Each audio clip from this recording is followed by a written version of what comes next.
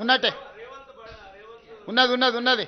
సూరజ్ నువ్వేం టెన్షన్ తీసుకోకు. ఈ దేశానికి ప్రధానమంత్రి బడాబాయ్, ప్రతి ముఖ్యమంత్రి ఆయనకు చోటాబాయ్. మీరు లే లే లే లే. మనం ప్రోటోకాల్స్, నువ్వు జర్నలిస్ట్వి, నిన్ను ఏడ కల్పించినా పలకరిస్తా. ఎందుకు పలకరియను? నువ్వు టీ న్యూస్ ప్రతినిధి అయినా నీ ఫేస్లో కేసీఆర్ను చూడను కదా, జర్నలిస్టునే చూస్తా కదా.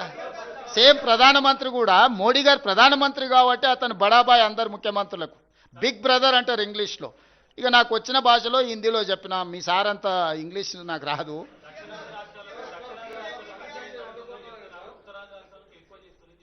అవును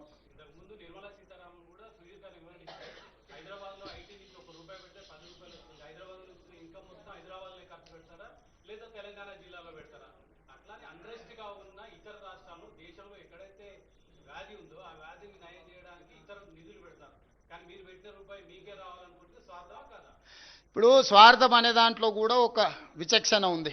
నేను అందుకే చెప్పిన, మీరు డెవల్యూషన్ ప్రకారం ఇచ్చేది వేరు, మీరు స్పెషల్ ప్యాకేజీలు స్పెషల్ ప్రాజెక్ట్స్ ఇచ్చేది వేరు. రేపు రీజనల్ రింగ్ రోడ్ ఇస్తే ఇంకా ఆదాయం పెరుగుతుంది, మెట్రో రైలు ఇస్తే ఇంకా ఆదాయం పెరుగుతుంది, ఇంకా మనకు వరంగల్ ఆదిలాబాద్ ఎయిర్పోర్ట్లు ఇస్తే ఇంకా ఆదాయం పెరుగుతుంది. కేంద్రానికి తిరిగి పన్నులు చెల్లిస్తాం కదా. ఇండస్ట్రియల్ పార్కులు ఇస్తే, సెమీ కండక్టర్ తెలంగాణకి ఇస్తే కేంద్రానికి ఆదాయం పెరుగుతుంది కదా. అక్కడెందుకు వివక్ష చూపిస్తుండ్రు? Yes, I do agree. కానీ క్రమశిక్షణ పాటించిన రాష్ట్రాలను మీరు శిక్షించకూడదు. ఫ్యామిలీ ప్లానింగ్ అనేది కేంద్ర ప్రభుత్వం యొక్క విధానం. దాన్ని మనం క్రమశిక్షణతో అమలు చేసినందుకు మమ్మల్ని శిక్షించకూడదు. అందుకే నీతి ఆయోగ్ మీటింగ్లో నేనేం చెప్పిన, సుప్రీంకోర్టు ఏం అబ్జర్వేషన్ ఇచ్చింది? 50% మెరిట్, 50% డిజబిలిటీ. 50% డిజబిలిటీ మీద నిర్ణయించండి, 50% మెరిట్ మీద నిర్ణయించండి అని సుప్రీంకోర్టు జడ్జిమెంట్లు ఇస్తుందా? Including political reservation, including education reservation, including employment reservation.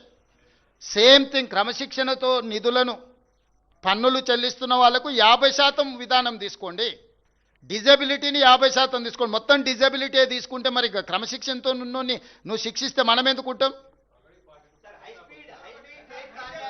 వాళ్ళకు 300 200% 300% ఇస్తున్నావు, నువ్వు 42% గురించి ఆలోచన చేస్తున్నావు.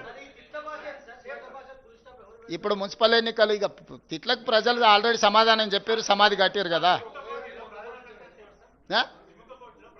ఇక అట్లేం లేదు, అందరూ అంతే, ఏ గల్లీకి ఆ గల్లీ నిర్ణయం అయింది. రాహుల్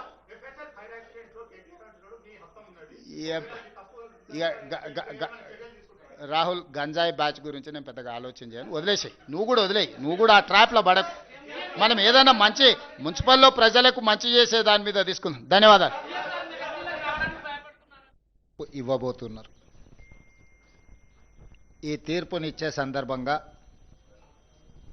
మీడియా మిత్రులు, పట్టణ ప్రాంత ఓటర్ మహాశైలు,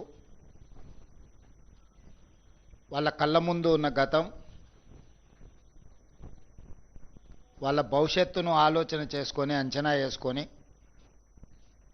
తీర్పునివ్వాల్సిందిగా ఓటర్లకు నేను విజ్ఞప్తి చేస్తున్నా.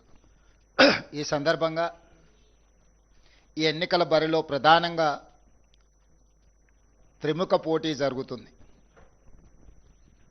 ఈ త్రిముఖ పోటీలో కేంద్రంలో అధికారంలో ఉన్న భారతీయ జనతా పార్టీ గత